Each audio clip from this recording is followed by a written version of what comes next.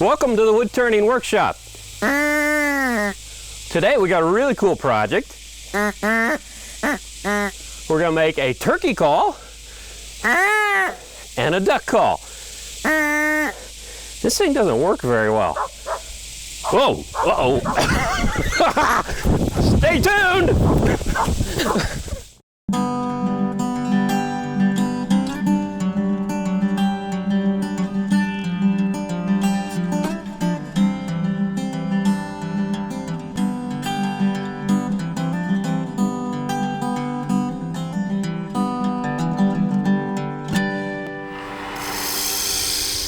This is a real treat today. We're visiting a really good friend of mine, Floyd Hudson, who's an avid hunter. He's also a collector of handmade duck and turkey calls. Floyd, thanks for having us today. No problem, Tim. Welcome. Glad to see you. Great. I see you have some examples out right now, but could you tell us, why do hunters use calls? Well, in the wild, in the natural element, the wild turkey, you know what it sounds like when a tom gobbles? Yeah. And most people know that sound. Well, a tom will gobble during a certain time of year, and a female who could be a half a mile away will hear his call and pinpoint his location within 10 feet of where he is. Whoa. She'll just let out a little yelp, Yeah. and then she will come to the tom. And that's the reason you see him strutting and gobbling, is so he's visible. Yeah. And then she comes to him for the mating season. Right. Well, the wild turkey doesn't understand why this hen, or the call that we use, is not coming to him. And so we overcome nature. He has to overcome his own instincts and come to that hen. And that's why we've developed numerous types of calls. Let's take a look at some of them. Well, Where did it all start? Well, the first one really started with, this is an actual wing bone call. It is the 3 parts of a turkey's wing. Okay. A friend of mine made this for me, Yeah. and this is what the original call was. And he just used it by a sucking motion, just, that's a hen yelping. Well, not all of us could master making of a wing bone call. Right. So the next thing that happened in the evolution of turkey calls was the slate. Okay. And there's just something in a hunter's blood of persimmon, wood, and slate combination, and various hoes to get the quality of sound that we're looking for. Okay. And we just do a simple, Oh, wow. or you can do a purr. That's a contented, very happy little hen. And the tom's over there, while she's doing this, he's over here gobbling his head off, saying, "Come here, honey, come here." And you can do numerous calls with this one call. And where you have it,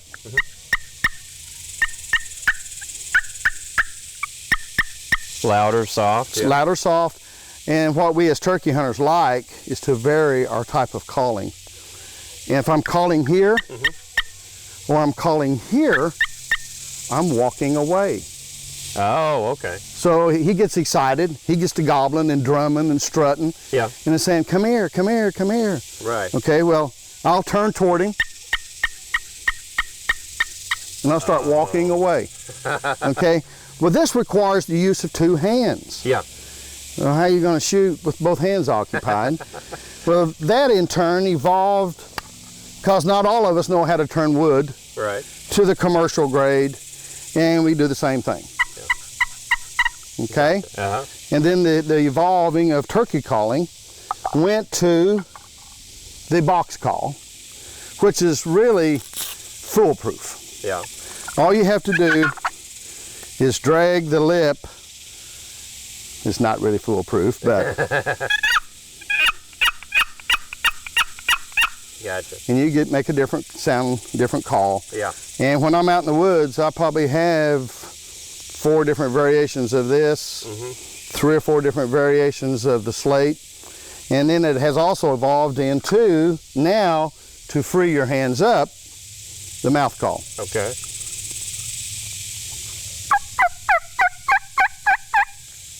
Wow. And that's the turkey call. But you can't chew tobacco with that one. No, you cannot chew tobacco with that. So on the duck calls, how do they come about? Or Well, the same thing. It's the exact same thing. It's the female calling the male. Right. When you hear the That's a female. When you hear the quacking, you hear a female. The male just makes a real raspy sound. Yeah. And it's the female calling the male. And there's various forms of feeding call. She's got her head down and she's feeding. Yeah. And that's telling all the other ducks flying around, it's food time. It's time to eat. Okay. And so they come into the food call. And then if they're flying overhead and you want to get their attention, you do what's called the highball.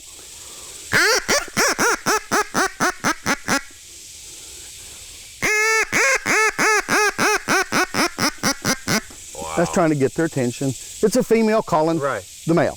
Yeah. Okay. The same thing. It's same thing. They have just different lengths and sizes. I like the wooden ones. They seem to have a more quality sound. Right. There are the acrylic ones, but I like the real.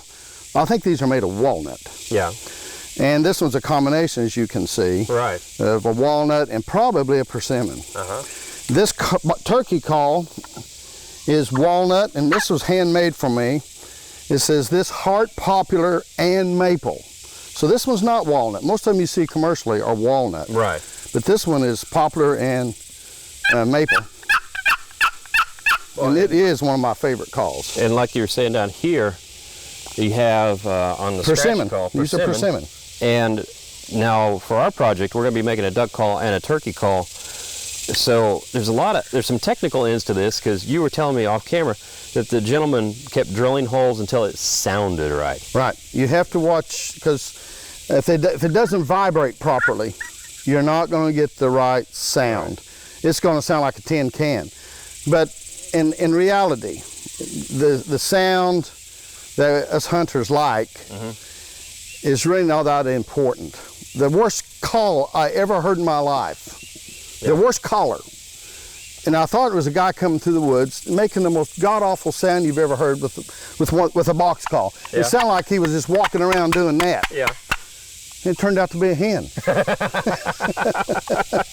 So I think it's more the sequence of calling, the timing of the calling, and knowing when to call and when to be quiet. And one other thing too, just if all of our turners are at home making these things and we don't hunt, there is a bit of technique involved too. So if we do make one of these, you're probably going to be able to bring out the essence of this and make it work, right? Yes. Yes. Okay. You bet. Well, thank you, Floyd. I appreciate the input. And we're going to get back in the shop and see if we can call up here. There is a trick to it. Yeah. Some turkeys. For today's tools, you're going to need a roughing gouge, a couple of spindle gouges, a couple of scrapers, a parting tool, a hand drill, and a pin mandrel. Well, I've spent the last couple of days making duck and turkey calls. Even though I can't make them sound any better, I know how to make them now. And the interesting thing is the duck call was the easiest. I thought it would be difficult, but it's actually a kit. It comes with instructions, and that was really handy. But when it came to the turkey friction call, I had no idea how to make one. So I hunted around, and I found a guy named Joe Shoup. Really nice fella. He spent a couple hours with me on the phone explaining to me how to make one of these turkey calls. And he really got into the details. He was talking microns and things like that. Well, you know, I'm a wood turner. Close enough is what we do. But let me show you the structure on how one of these is put together. Well, I was really surprised. I thought a turkey call consisted of a piece of slate and a piece of wood, but no, it has a couple other parts to it. The first thing we have to do is turn the box, and there's a lip here which holds the slate, and that makes sense. Then in here, you deepen it down to about a ½ inch from the lip and you drill holes. The holes are there to let the sound come out. Well, what about the other parts? Well, there's a piece of glass that rides down in here, but we have to get it off the bottom, so you actually make some spacers which hold it up. Now this is where my head started swimming, because Joe started talking 0.22 and 0.26 and all this stuff. But what I found out is that if you take this piece of glass and keep it about a 1/16 of an inch to an 1/8 of an inch below the slate, it works best. And also you have to have an 1/8 of an inch gap around the glass, because when you put the slate on, which is a nice snug fit, the sound vibrates down, it hits that glass, then it vibrates back up, hits the slate, comes around the sides of the glass, and comes out the holes in the bottom. Really cool thing, because what you're making is an amplification sound chamber. Now you can use many materials. This is slate, but for our project today we're going to be using crystal for our call. And lacewood is a great wood for a crystal caul. It's a little bit softer, and I don't know why, but it works better with crystal that way. What I've done is I've got my chuck with a waste block in here that I cleaned up the front and made it flat, and I took just the board piece of my lacewood on there with some double-sided tape and stuck it on there. Use the tailstock to hold it in position for a couple minutes, and it's a very strong hold. And now I'm going to take a 1/2-inch ball gouge and I'm going to rough this out and just get it down to a round size. And since this is a board, the grain direction is running this way, not that way. So I can't take a roughing gouge to it or it'd rip all the fibers of the wood out and it'd be a really ugly cut. Lacewood doesn't taste that good. But anyway, I just start the tool on the edge and I move my body with the cut. And we're going to work this down until we have a round disc.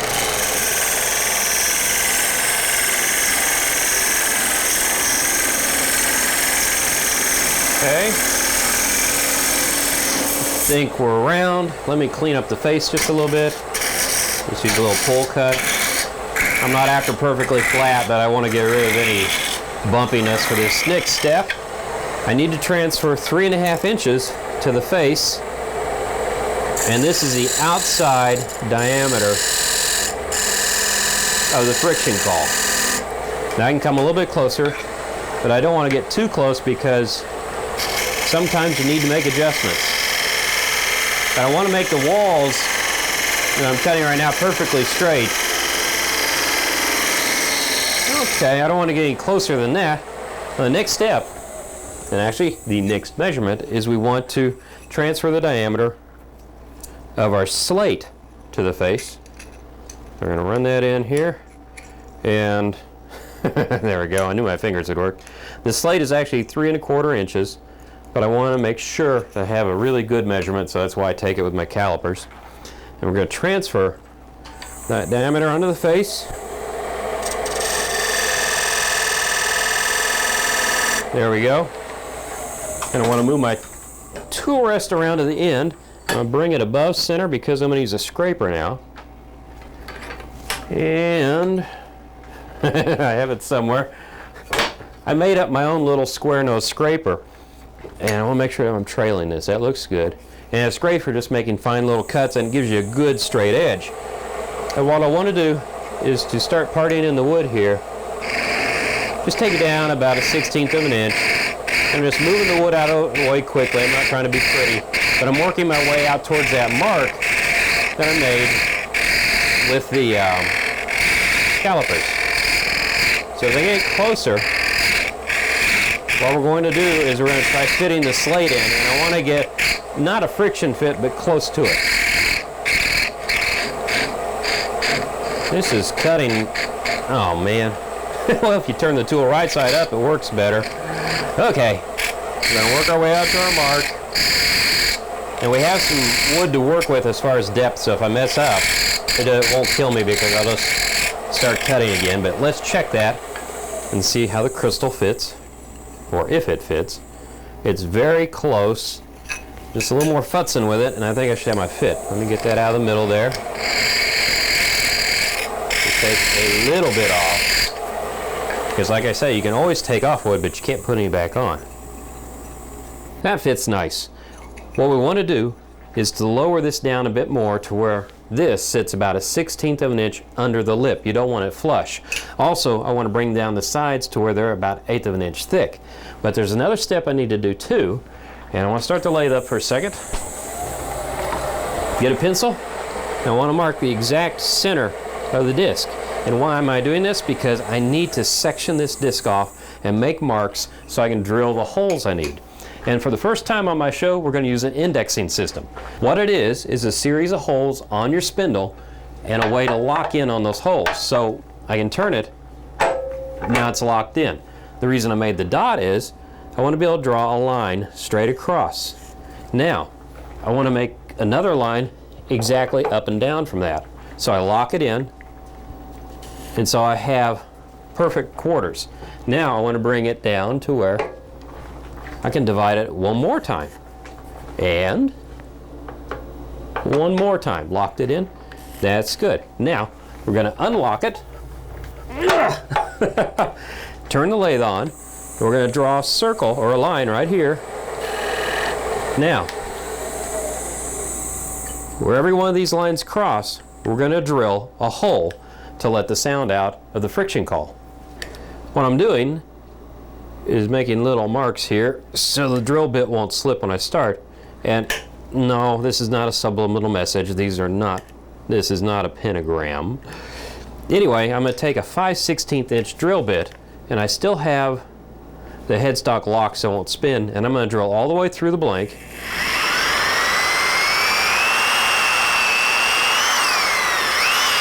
Into my waste block, and I'm going to do this 7 more times. And the reason I'm doing it now is if I have any torn grain, I'll be able to turn that away while I do the rest of the project. After drilling the holes, I went ahead and put the lip for the crystal a little bit further in so the crystal sits a little bit under the lip of the friction call. And then I turned the sides down to where they're about 1/16 of an inch thick, and I went ahead and sanded the outside and the rim. You don't have to sand the inside, that's pretty cool.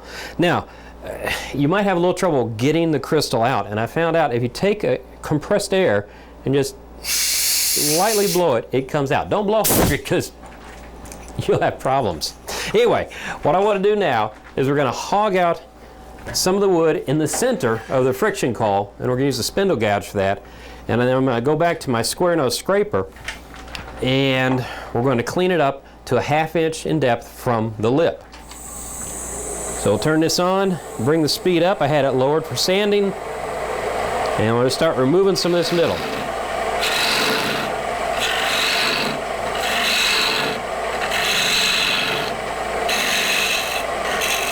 Okay, I don't want to go any further now with that tool because I don't want to go too deep. We're going to raise the tool rest up to where this is just trailing a bit, lowering it down because it cuts best when you have the tip lowered. And I have a 1/2 inch marked on my calipers, and you can see I've got a little ways to go there. So we're going to part in with this scraper and check the measurement, and once we have the depth set just right, then we'll go across, clean it up, make it look good. And like I said, you don't have to sand the inside, just leave good tool marks. Now if you're really into finishing the inside, you're afraid somebody's going to see it and say, well, oh, you got poor craftsmanship. Well, that doesn't matter, because if they're looking inside, that means your piece broke. There we go, that's perfect. Now a few more cuts, we'll have the bottom cleaned up, and we'll be ready to part this off. Okie doke, we're parting down. Now one cool trick to remember is that we drilled holes all the way through the piece. So when you make your first cut with the parting tool, make it wide, go that way too far, and then you can actually look through here and see how thick the bottom is. Other thing to keep in mind, as you're parting off something of this diameter, you're going to come to a point where you're almost flat. You're going to have to lower your tool rest and bring it in, because it doesn't cut well once it's flat. Now I'm very close to being perfectly flat, but I'm almost parted off too. Got it. Good catch. That's how we professionals do this stuff. Anyway, the next step is you need to make that ring, which is the riser for the piece of glass inside. Well, what I did is I simply took a piece of Purple Heart, mounted it on the lathe, cut it to about 1.5 inches in diameter, took a 1-inch drill and went right through it and simply parted that off. I caught that one.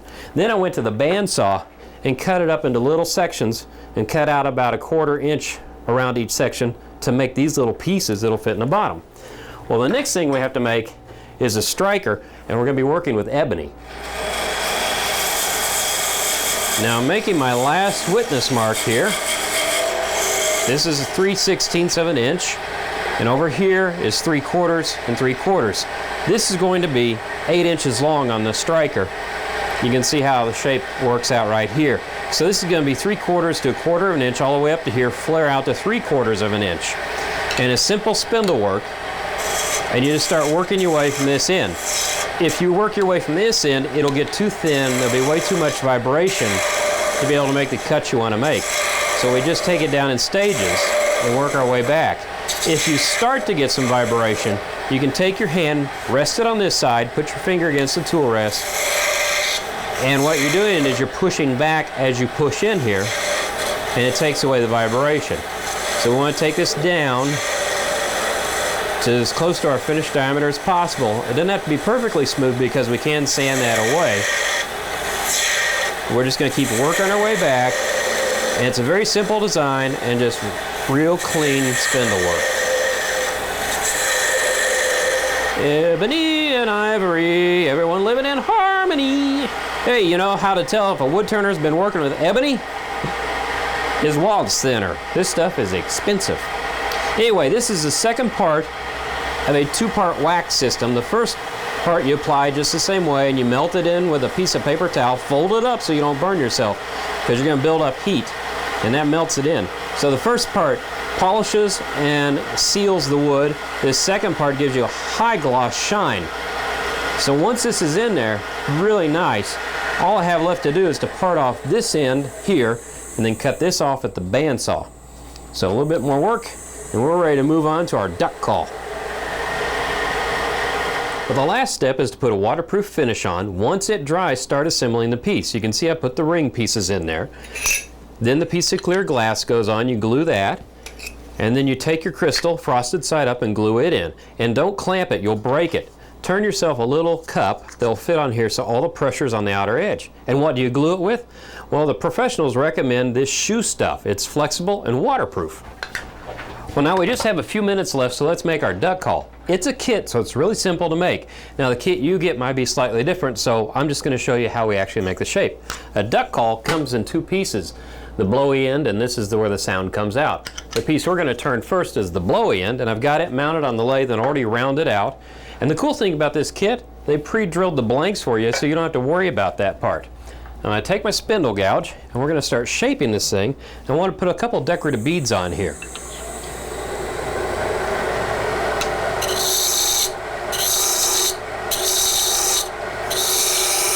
Just want to bring the wood down a little bit. And this is cocobolo. I love turning it. It's a beautiful wood. Oh, and by the way, the thing that we're mounted on is a pin mandrel. It's a really neat rod, and they supply bushings, round things that go inside that you mount the wood on.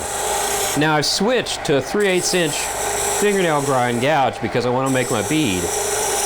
As I always say, you sneak up on a bead. So you roll, and you've got to swing the handle quite a way to make a bead. There we go. We come back to the other side, roll, and swing, roll, and swing. There we go.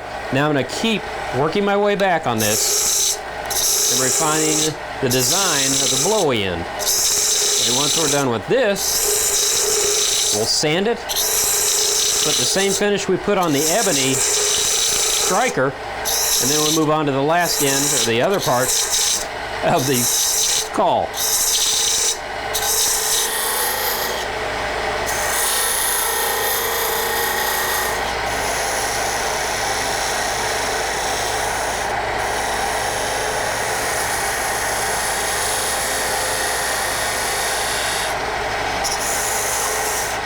This cocobolo is just a gorgeous wood. Well, now we got the blowy end done. We need to make the noisy end. And really the only critical thing about it is we have to cut a tenon that fits inside the blowy end. It doesn't have to be a tight fit, it just has to be close, because there's a little tiny O-ring on here, and we need to cut a groove for that O-ring to fit into, and then it makes the airtight fit you need so this thing will work. Well, I've gone ahead and cut the tenon, and I made sure it fits inside of my blowy end. All right, now I'm going to take my 1/16 inch parting tool and make the cut for the O-ring. Just take a light cut. There's a little vibration, but that's okay. Just test that. That looks pretty good. I just need the ring to be just barely above the surface of the wood. And with my great fingers, here we go. Ooh, that is perfect. Okay. So now, what I want to do is transfer this diameter right here to this end so it looks like another step down and matches the design that I've got going. So I've got my calipers with that measurement, I got my parting tool.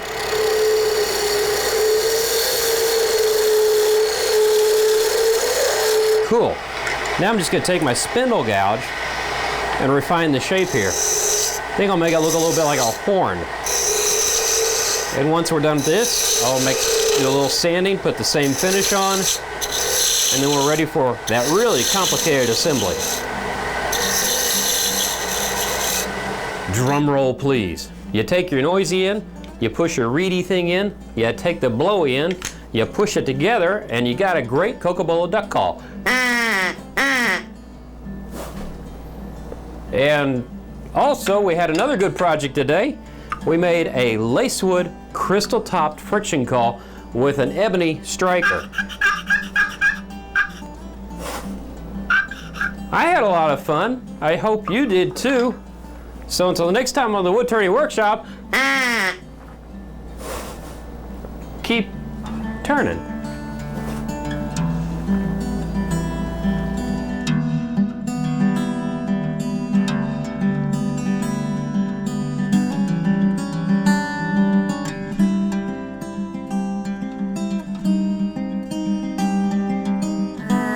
You think I'm ever gonna get good at this? Really? Oh, you do? Okay, I got potential, huh? Thank you.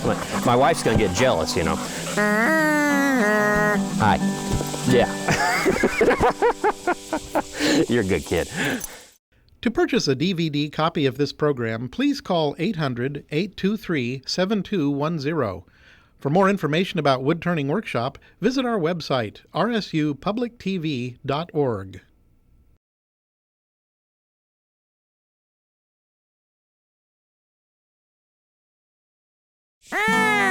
This week on the Woodturning Workshop, we've got a great project for you. We're going to make a turkey call and a duck call. Just take a light cut. You're going to have to lower your tool rest and bring it in because it doesn't cut well once it's flat.